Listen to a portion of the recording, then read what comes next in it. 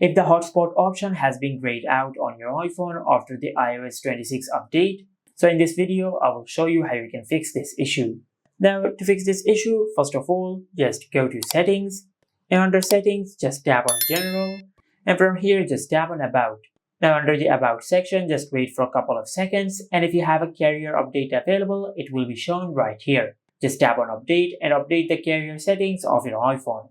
And after that, just check if your issue has been fixed or not. If your issue is still not fixed, then just follow the next method. For that, just open the control center and go to the connection section in the control center.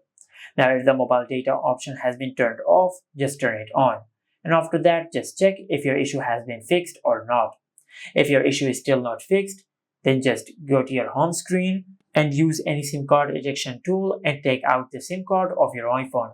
And after that, just remove the SIM card out of the tray and check if there are any scratches on the SIM card or not.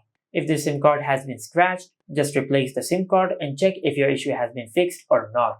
Now if you're using an eSIM, you can skip this step. After you do that, then just perform a force restart on your iPhone. For that, just press and release the volume up button and the volume down button. Then quickly press and hold the side button on your iPhone until the screen goes black and the Apple logo appears on the screen. Once the Apple logo appears on the screen, just release the side button. And after the force restart process is completed, then just check if your issue has been fixed or not. Now if your issue is still not fixed, now just go back to settings, and under settings just scroll down and tap on general. Under the general settings, just tap on transfer or reset iPhone, then tap on reset, and from this pop-up menu just select reset network settings, then tap on reset network settings, and after you do that you'll reset all the network settings of your iPhone.